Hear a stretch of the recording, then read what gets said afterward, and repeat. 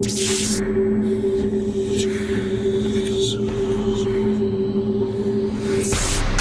ce monde, le mal existe réellement.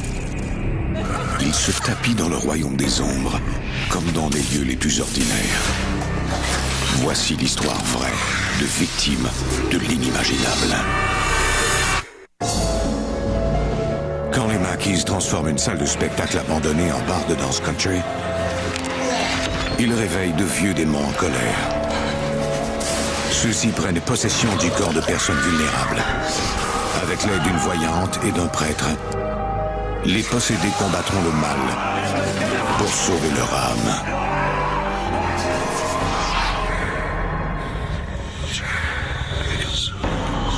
Entre notre monde et celui des esprits, il y a des portes. Quand celles-ci s'ouvrent, nos pires cauchemars peuvent devenir réalité.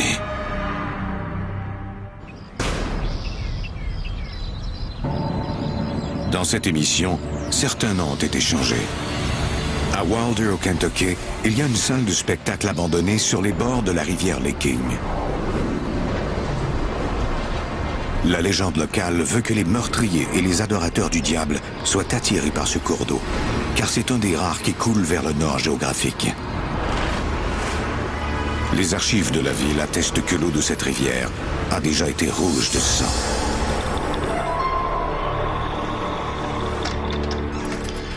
Well, this is it, Mr. Mackey. As you can see, there's quite a bit of work to be done. I think you'll see that this facility has everything that you're going to need. L'artiste de musique country Bobby Mackey se déplace de ville en ville depuis 12 ans. Depuis qu'il a quitté son travail de cheminot et qu'il se consacre à la chanson à temps plein, il rêve de posséder sa propre boîte de nuit. J'ai toujours adoré la musique country traditionnelle. Et la plupart des propriétaires de boîtes de nuit ne me comprenaient pas. Ils voulaient qu'on joue différents styles de musique. J'en suis peu à peu venu à ne plus supporter de me faire dire quoi jouer. J'avais alors deux choix, aller vivre à Nashville ou ouvrir ma propre boîte de nuit.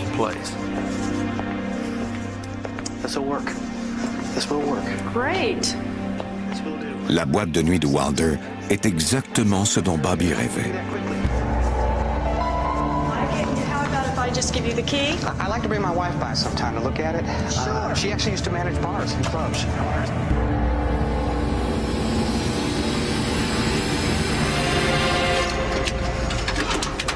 Plus tard, au cours de l'après-midi, Bobby revient au club avec sa femme Janet, qui est enceinte.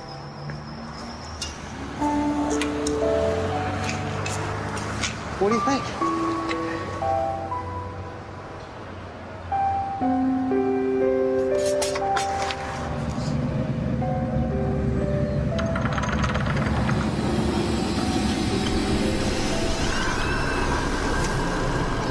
Come on, we'll go inside. Did you see that? See what? That door just opened. It was just unlocked. Come on in. I want to show it to you. Janet ne voulait pas entrer, elle avait un mauvais pressentiment. Here. Come on, check this out. Watch your step, Janet, right here.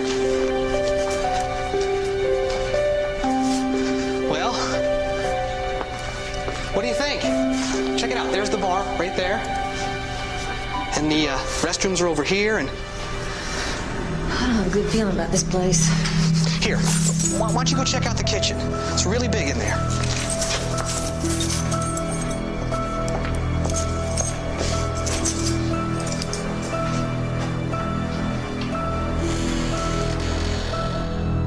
Janet Mackey a demandé qu'on protège son identité.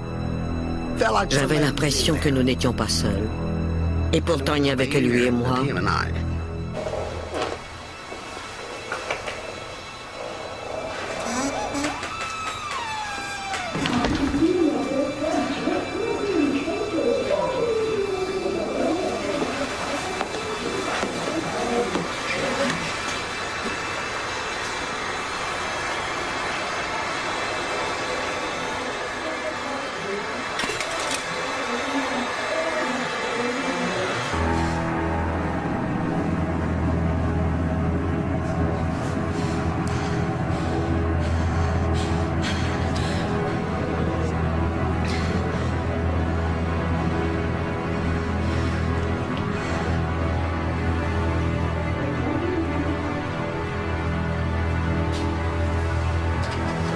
Je voulais sortir au plus vite.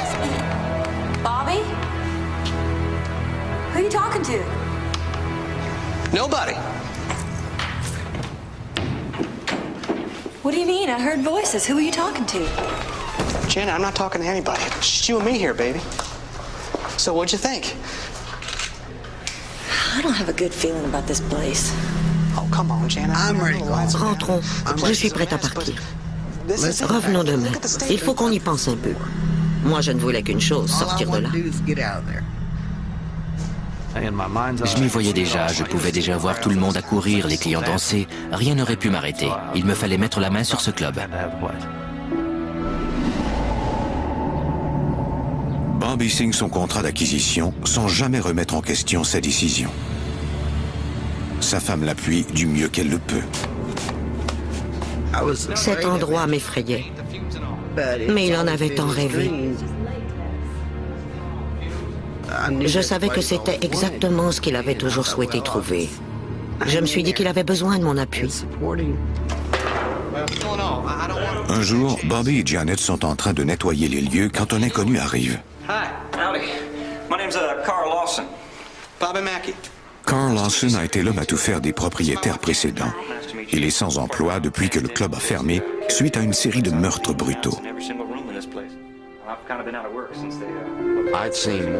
J'ai été témoin de nombreux actes de violence inexpliqués dans ce club et aux alentours. Un nombre impressionnant. Dans tous les bars, il y a des bagarres, c'est normal. Why was it shut down? Mais tant que ça, c'était vraiment inhabituel.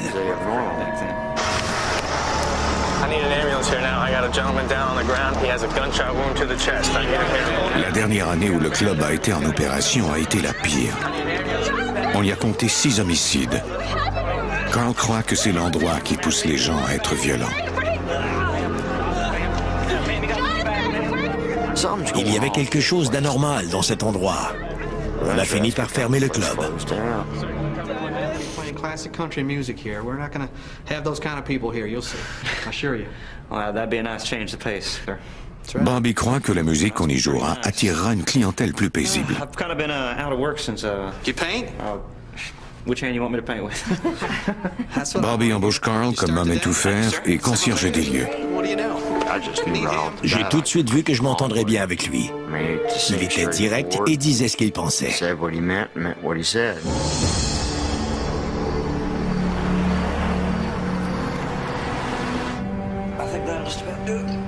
C'était la même chose avec sa femme, Janet. Carl et moi sommes rapidement devenus amis. Il était comme mon petit frère. Carl, you know what you were saying earlier about strange things happening to people around here? Elle et moi, on sentait que cet endroit n'était pas normal. I'm gonna be in the next room painting. If you need anything, just give me a holler.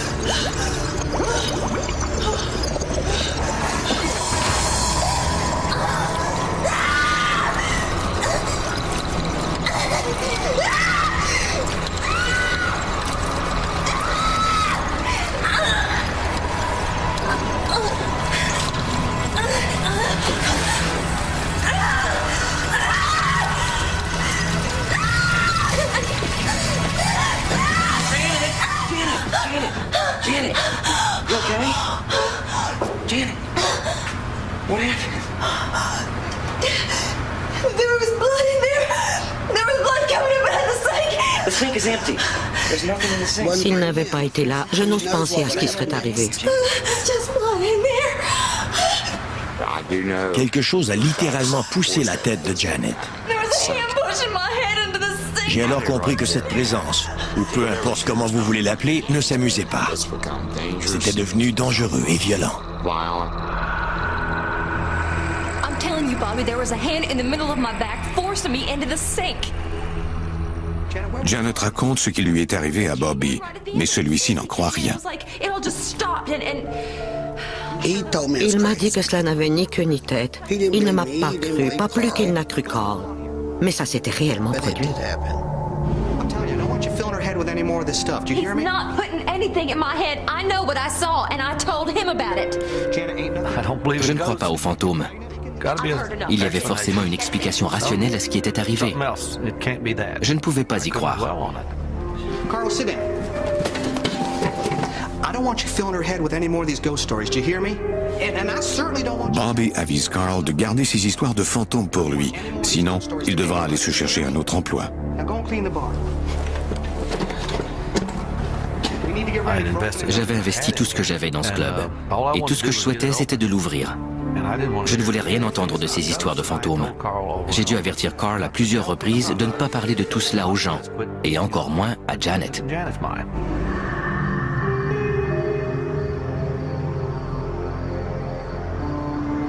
Peu de temps après, le policier Larry Hornsby effectue sa patrouille de la soirée. J'avais une drôle d'impression. C'était la pleine lune et j'étais convaincu qu'il se produirait quelque chose.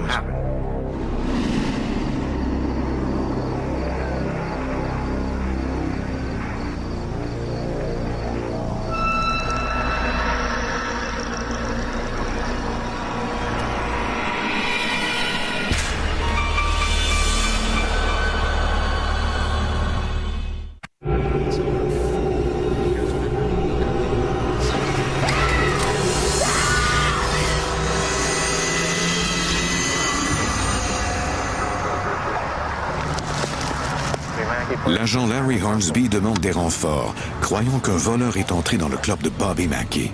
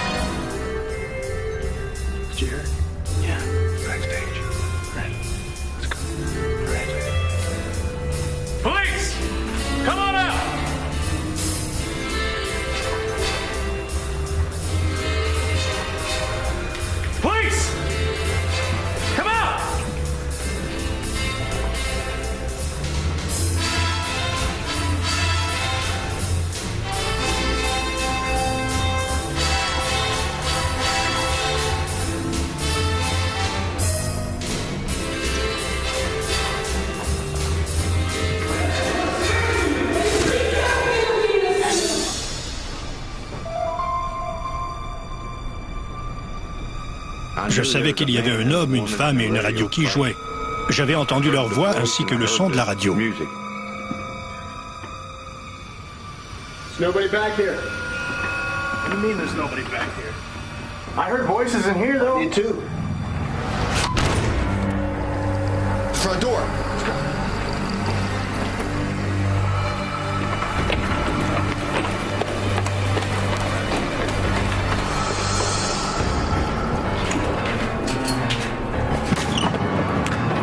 Il n'y avait pas même une petite brise. Rien n'aurait dû fermer cette porte. Abasourdi. Il n'y a pas d'autre mot pour décrire cela. Abasourdi.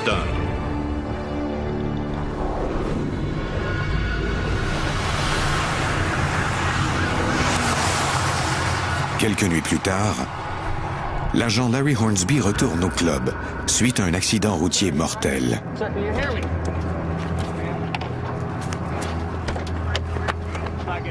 You got nothing? All right, we need to get these guys out of the car.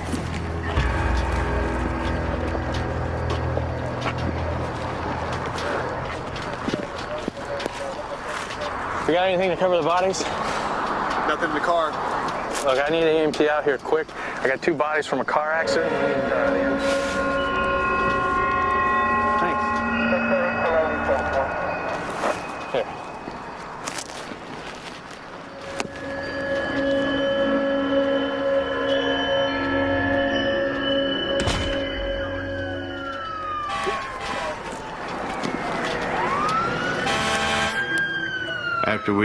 Une fois la scène de l'accident dégagée, on est revenu et l'on a frappé à la porte du club pour remercier la femme qui nous avait donné une nappe. Mais la porte était verrouillée. On ne savait pas où elle était.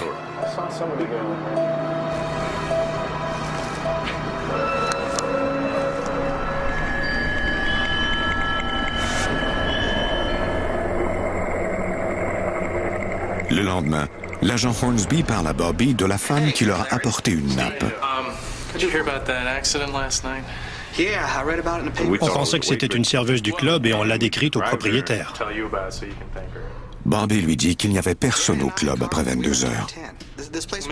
Je ne croyais pas aux fantômes. Je vous aurais ri au nez si vous m'aviez alors parlé de cela.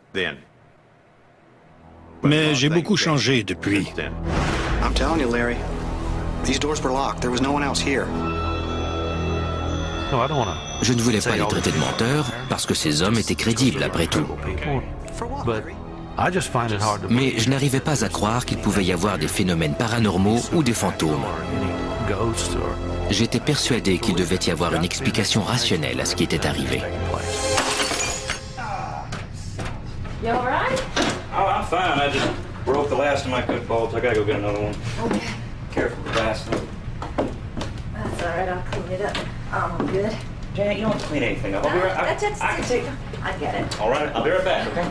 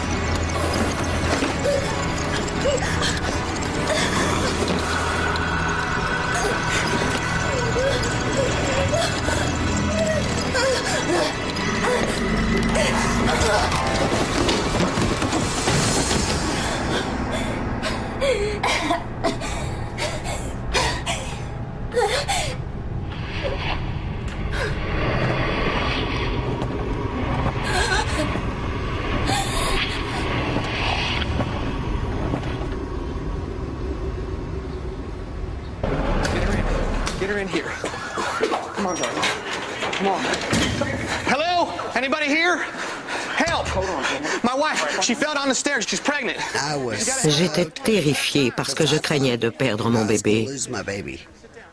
J'avais des contractions. J'étais en colère. J'avais peur. C'était indescriptible. Elle m'a dit que quelqu'un l'avait poussée dans les escaliers. Et je la croyais. Bobby, lui, s'inquiétait pour son entreprise. Et je le comprenais. Sa réputation était en jeu.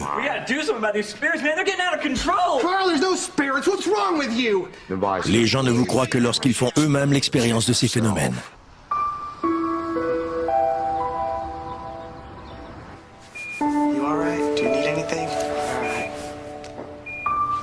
Janet met une petite fille au monde qui ne pèse que 880 grammes. On ignore si elle survivra. Au cours des semaines suivantes, le couple suit l'évolution du bébé.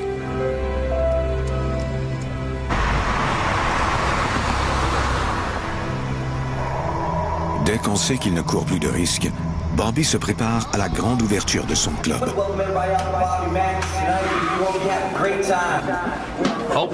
Le soir de l'ouverture, j'étais presque dans un état second. J'avais un immense poids sur les épaules et beaucoup de stress.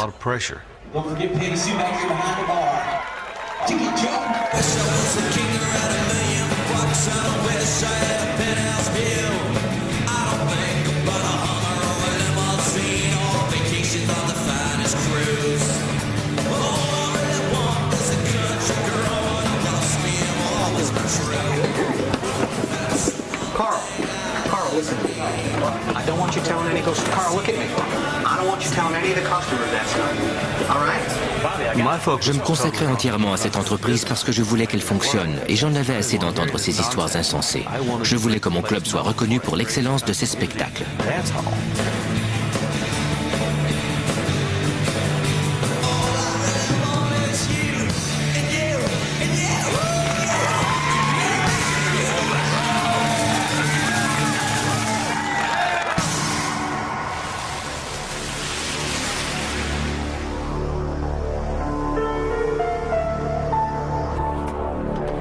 Quelques semaines plus tard, Carl emménage dans un appartement au-dessus du club. Il y dort toutes les nuits, seul. À moins de devoir aller ailleurs, je dormais là et je surveillais le club. Je le protégeais.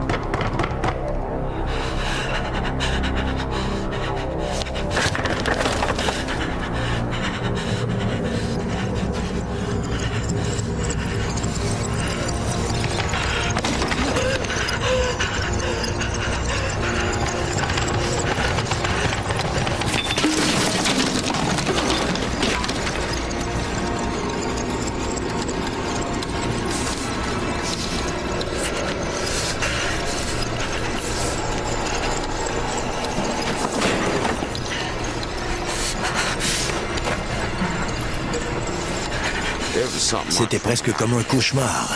Je croyais que c'était un rêve, mais ce n'était pas le cas. C'était bien réel.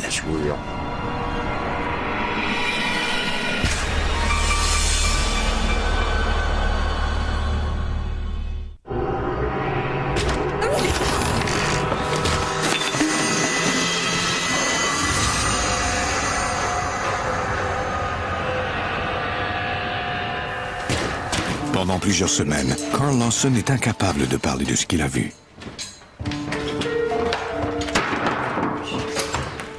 Un jour, il nettoie la salle d'entreposage.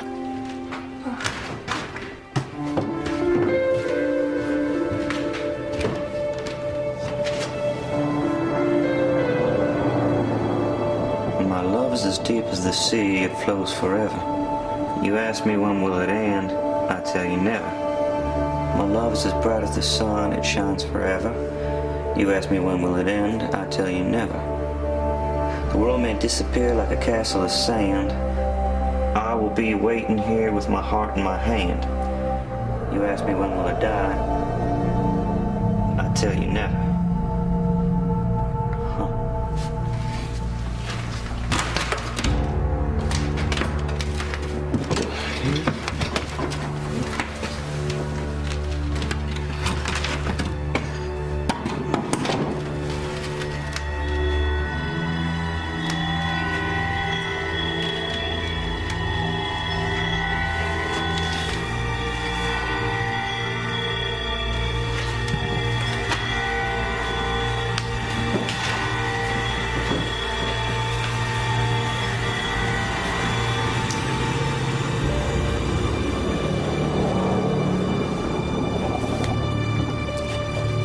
Le journal contient les impressions d'une femme du nom de Joanna.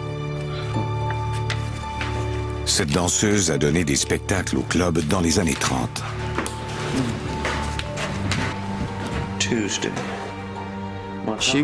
Elle était amoureuse d'un musicien que son père, lui, n'aimait pas du tout. He said he'd kill him if we didn't stop seeing each other. I'd rather be dead than lose Robert.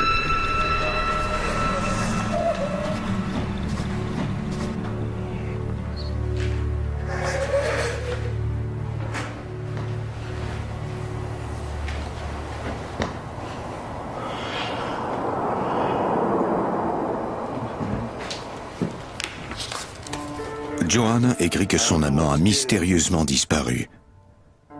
Elle craint que son père ne l'ait tué. Elle décide alors de l'empoisonner et de s'empoisonner ensuite elle-même. Dans les dernières lignes de son journal, elle écrit qu'elle entrera les murs du club tant que son amant ne sera pas revenu.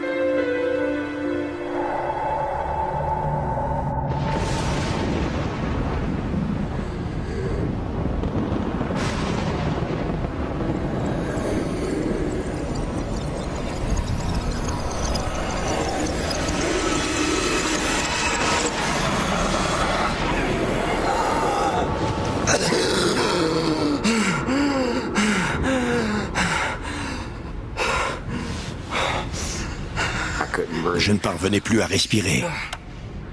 J'avais peut-être un problème de santé. Je devais passer des examens.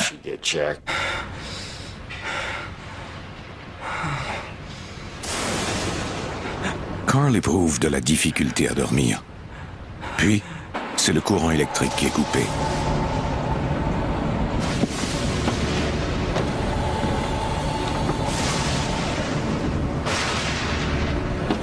Il descend au sous-sol pour vérifier les disjoncteurs.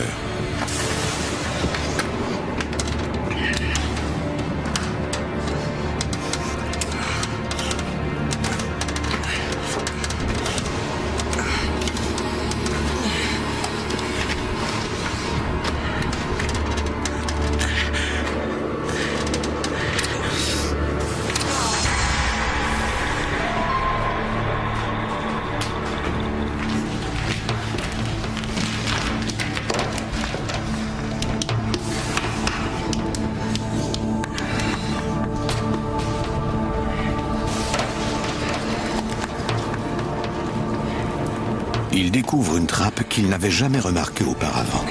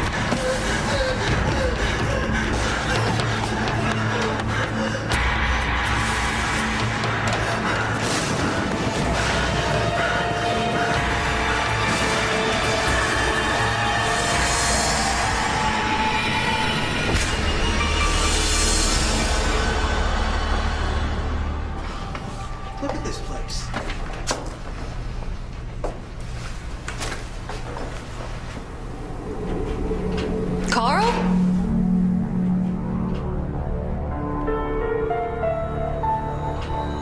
Are you all right? Au cours des semaines suivantes, le comportement de Carl devient de plus en plus imprévisible.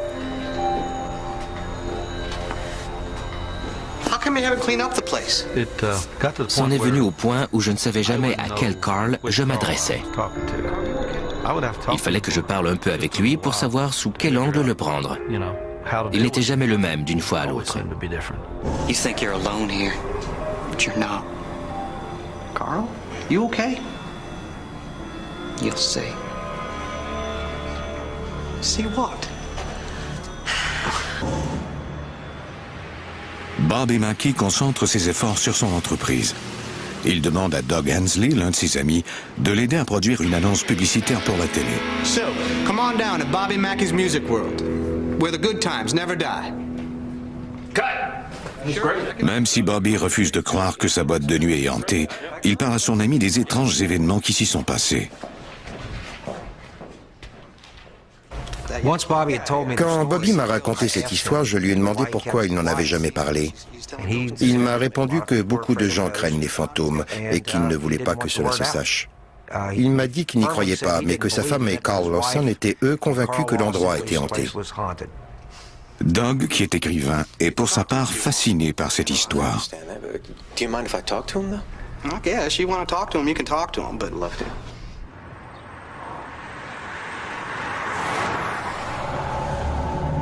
I just want you to tell me what you experienced, best as you can say. This place is evil. I've seen stuff I can't explain. I found a loose floorboard. Carl raconte à Doug qu'il a trouvé le journal intime de Joanna.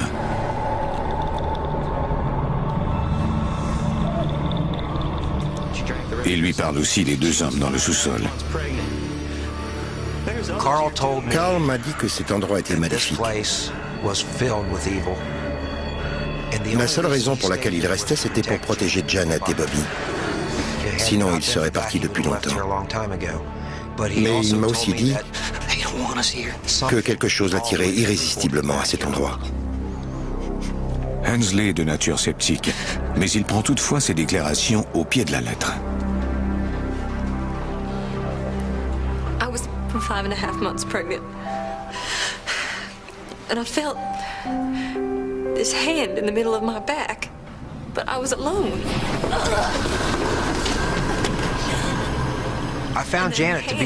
J'ai trouvé Janet plus crédible que Carl au début, parce qu'elle était visiblement très agitée. Elle avait même peur d'en parler. Quand on connaissait Janet Mackey, on savait qu'elle n'aurait pas pu inventer une histoire pareille. Bien que toujours sceptique, cette histoire a piqué sa curiosité. Il se rend à la bibliothèque pour tenter d'en savoir un peu plus sur l'histoire du club. Je croyais que Carl Lawson était schizophrène, jusqu'à ce que je commence à en apprendre davantage sur le club. Hensley trouve une explication à l'histoire que lui a racontée Carl dans un article du Kentucky Post du 19e siècle.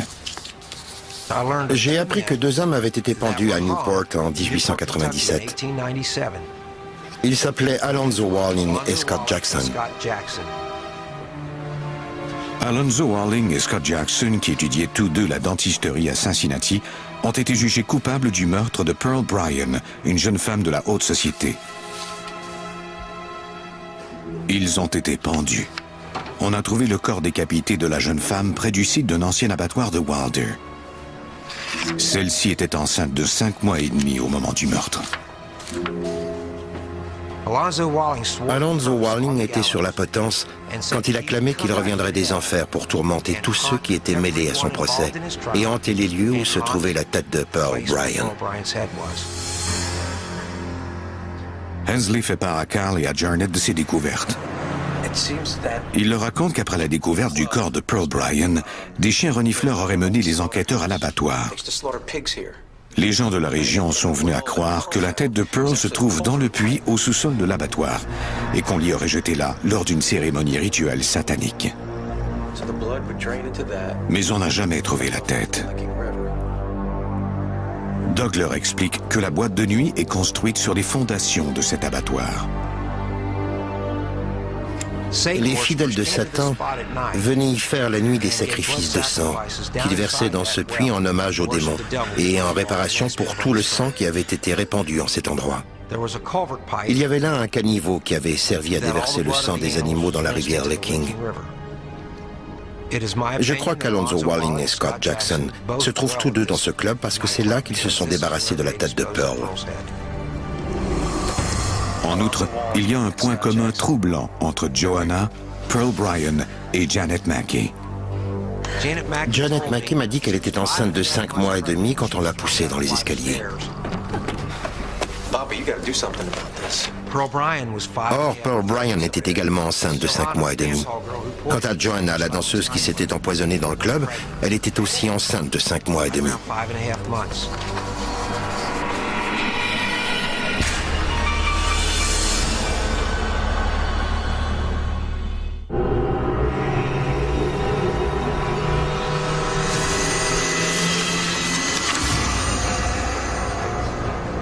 Doug Hensley sait qu'il y a des esprits en colère dans la boîte de nuit de Bobby Mackey.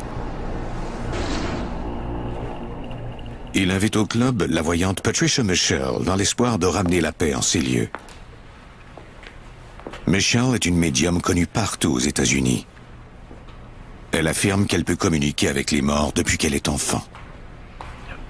Patricia, this is Carl. Quand je suis arrivée au club, j'y ai rencontré Carl, le concierge. Carl a commencé à me parler, mais je lui ai dit « Faites-moi une faveur, Carl, ne me parlez pas des esprits. Laissez-moi visiter les lieux et faire mes propres expériences. Je suis dotée de ce que l'on appelle la seconde vue. »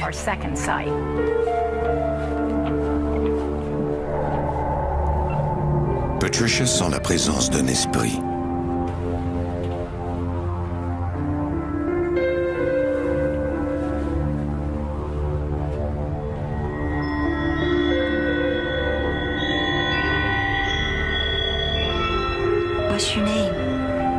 Elle m'a dit « Je m'appelle Joanna ». Je lui ai demandé que vous est-il arrivé. Elle m'a répondu « Je sais que je suis morte ». Je lui ai alors dit « Pourquoi ne me laissez-vous pas vous envoyer vers la lumière ?» Et elle m'a dit « Non, madame, ne m'envoyez pas vers cette lumière ». Patricia constate que l'esprit de Joanna refuse de quitter ce monde. Je crois que les esprits dans la boîte de nuit de Bobby Mackey sont des fantômes qui pensent qu'il n'y a pour eux aucune place où aller.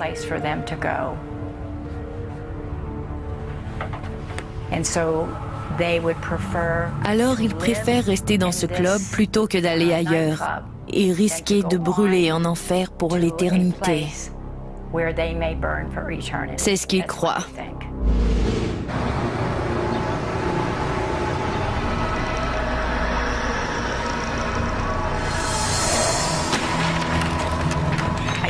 Je ne voyais pas la pièce comme elle est aujourd'hui. Je la voyais comme elle était avant.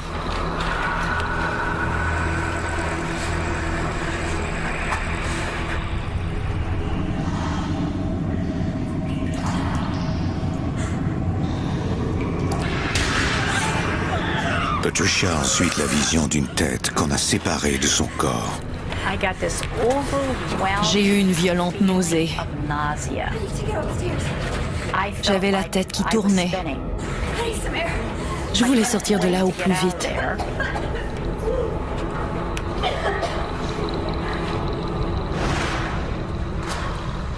Are you okay? Are you sure? Doug's bringing you a glass of water, okay? Here you go. Thank you.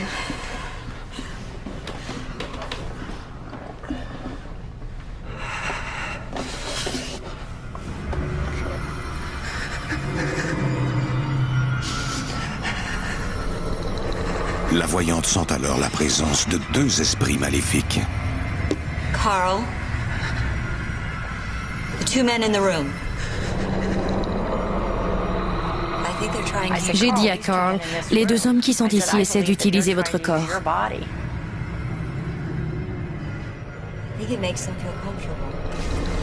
Ils aimaient pouvoir de nouveau toucher, sentir, goûter à travers moi.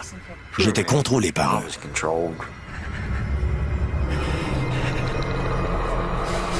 Carl, they've gone now. Carl, it's okay. They've gone now. La voyante explique à Carl qu'il ne pourra vaincre ses esprits seuls. You're gonna need to get a minister to help. Je croyais que Carl était possédé. Et je lui ai alors dit, vous allez devoir trouver un prêtre pour vous aider. Doug Hensley organise une rencontre entre un pasteur pentecôtiste et Carl. Il m'a avoué que c'est l'endroit le plus maléfique où il a mis les pieds. C'était selon lui envahi par le mal. Il a dit qu'il faisait cela depuis des années. Il était persuadé que Carl Lawson était possédé par le démon et il a commencé l'exorcisme. It's not a natural type of thing. They want to live inside of you.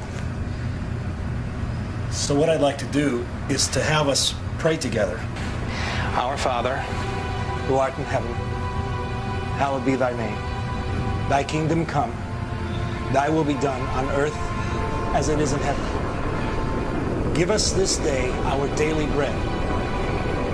Forgive us our trespasses, as we forgive those who trespass against us. And lead us not into temptation, but deliver us from evil.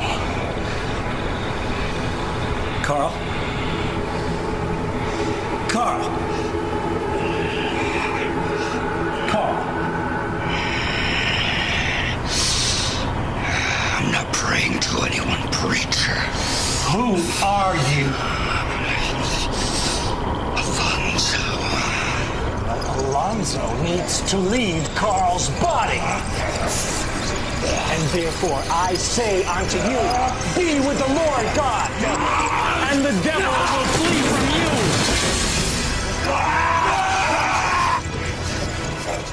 L'exorcisme est alors devenu violent et le pasteur a eu peur. Il nous a demandé de venir entourer Carl.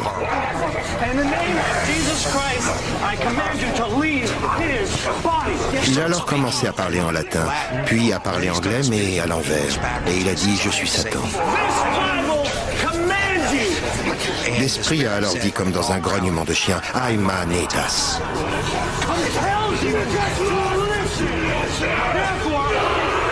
Sur le moment, nous ne comprenions pas, mais après l'exorcisme, le pasteur nous l'a expliqué. Il a écrit à l'envers « I am Satan », « Je suis Satan ».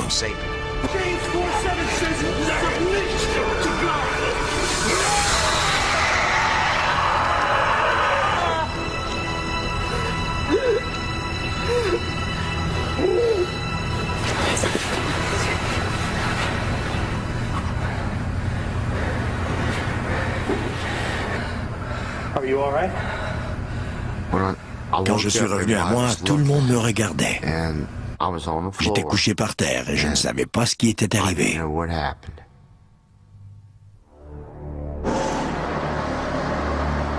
Après l'exorcisme, Carl décide qu'il est temps de reprendre sa vie là où il l'avait laissée.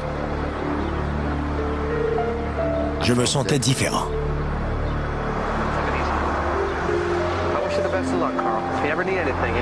Je sentais que j'avais changé. J'étais redevenu un être humain.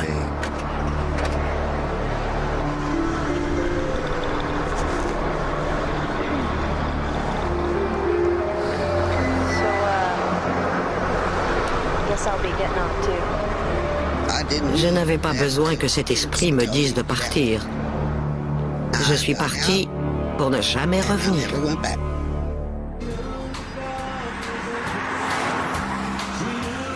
Encore aujourd'hui, Bobby Mackey dit qu'il n'a jamais été témoin d'activités paranormales dans sa boîte de nuit.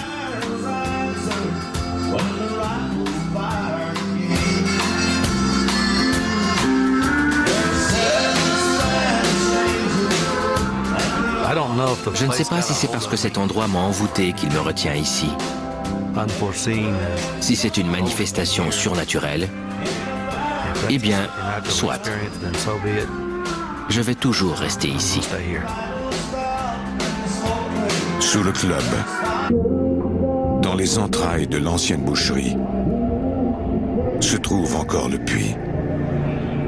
Certains prétendent que c'est l'entrée de l'enfer et que des démons anciens s'y terrent toujours et attendent leur heure.